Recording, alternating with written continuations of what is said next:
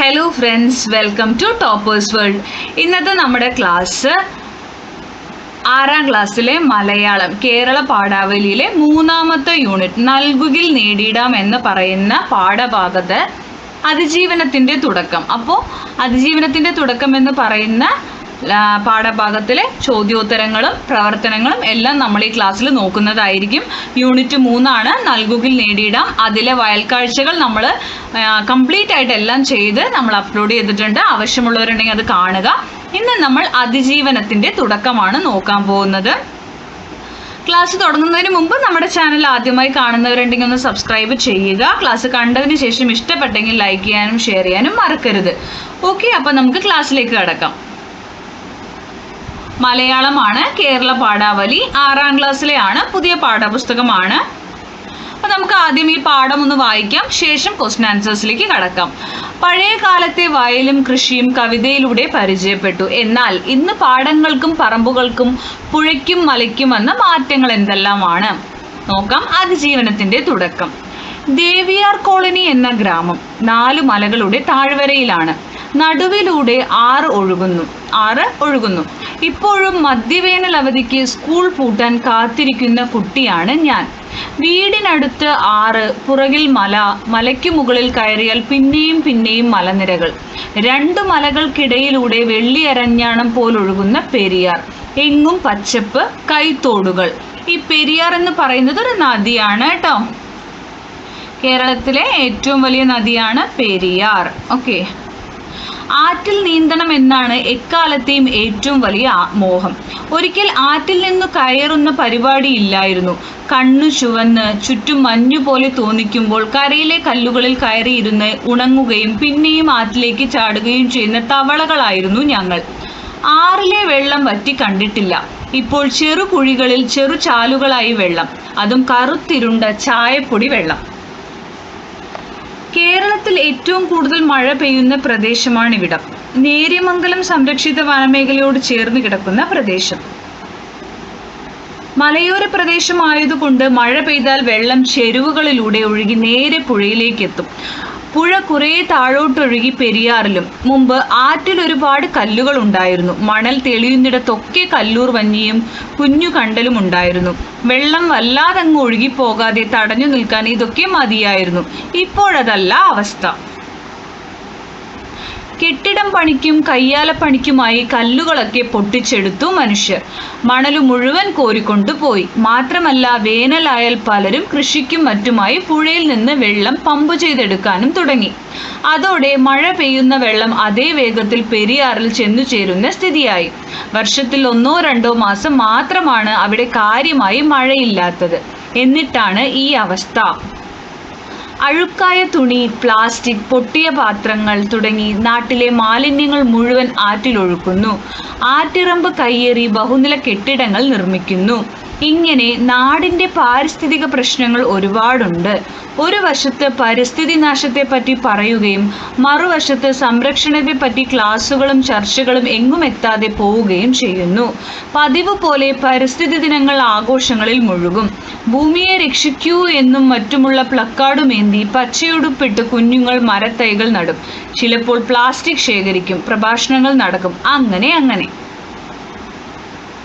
അതിമനോഹരമായ ഭൂപ്രദേശങ്ങൾ, വൈവിധ്യമാർന്ന ആവാസ വ്യവസ്ഥകൾ, ജീവന്റെ സമ്പന്നമായ ഇടം.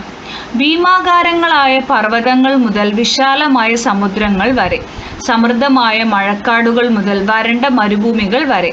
എത്ര വൈവിധ്യങ്ങൾ നിറഞ്ഞതാണ് ഈ ഭൂമി. മനുഷ്യരുടെ കൈകടത്തൽ കൊണ്ടും പ്രകൃതി പ്രതിഭാസങ്ങൾ കൊണ്ടും നമ്മുടെ ഭൂമി വലിയ വെല്ലുവിളികൾ നേരിടുന്നു. കാലാവസ്ഥാ വ്യതിയാനം, വനനശീകരണം, മലിനീകരണം, ജൈവ വൈവിധ്യത്തിൻ്റെ നഷ്ടം തുടങ്ങിയ പാരിസ്ഥിതിക പ്രശ്നങ്ങൾ നമ്മുടെ നിലനിൽപ്പ് തന്നെ അപകടത്തിലാക്കിയിരിക്കുന്നു. ആഗോളതലത്തിൽ പരിസ്ഥിതി ഒരു വിഷയമായി മാറുന്നത് 1950-കൾക്ക് ശേഷമാണ്.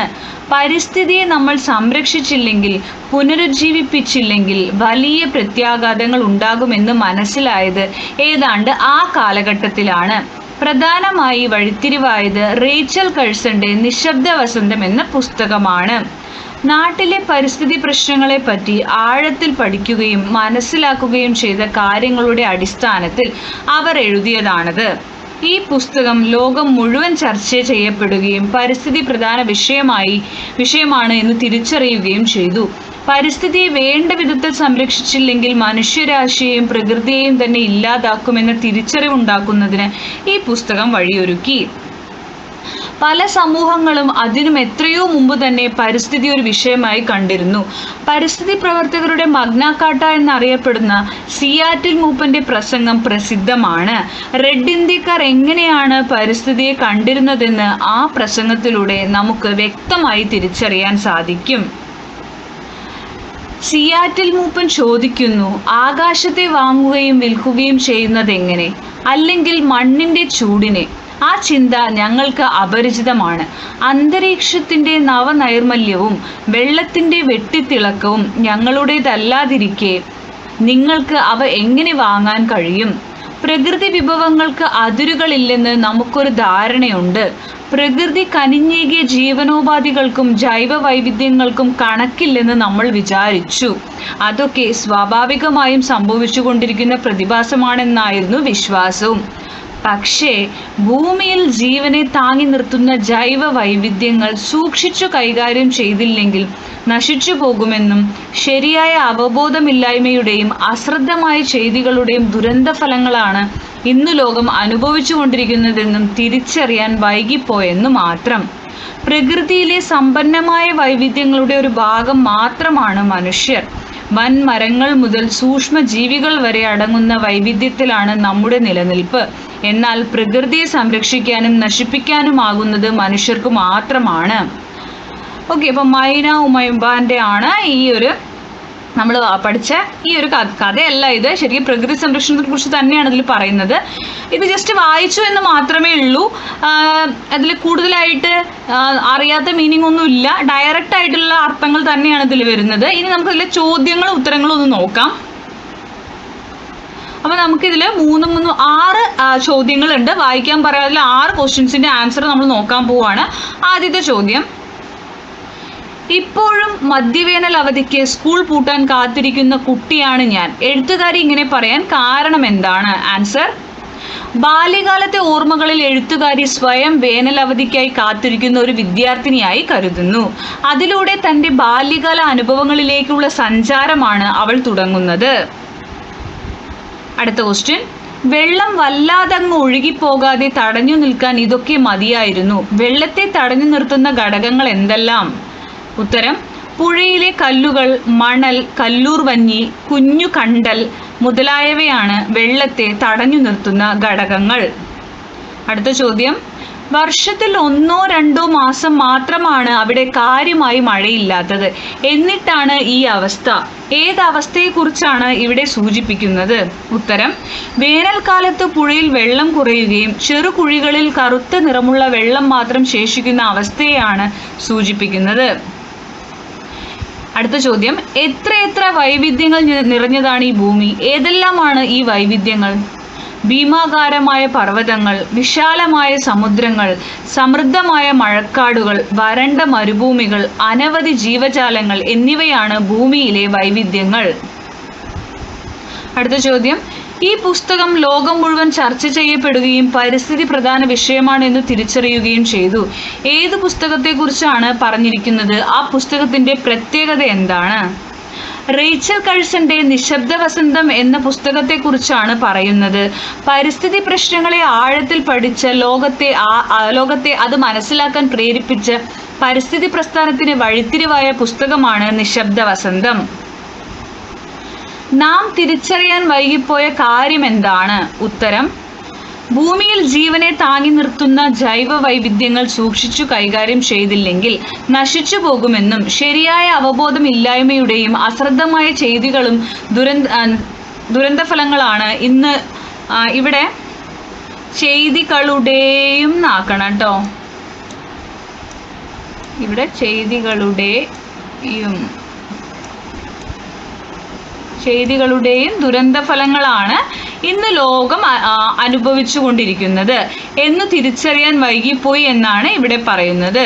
ഓക്കെ, നെക്സ്റ്റ് ഇനി നമുക്ക് പ്രവർത്തനങ്ങളാണ്. വരികൾ തന്നിട്ടുണ്ട്. ആദ്യത്തെ അപ്പോൾ 2 കവിതകൾ തന്നിട്ടുണ്ട്, നമുക്ക് നോക്കാം. ആദ്യം പെരിയാറെ പെരിയാറെ എന്ന് പറയുന്ന വയലാർ രാമവർമ്മയുടെ ഒരു സിനിമാ ഗാനമാണ്. രണ്ടാമത്തെ പൂഴിമണൽ അതിൽ പണ്ടിരുന്നു എന്ന് പറഞ്ഞ കുറ്റിപ്പുറം പാലം, ഇടശ്ശേരിയുടെ ഒരു കവിതയാണ്.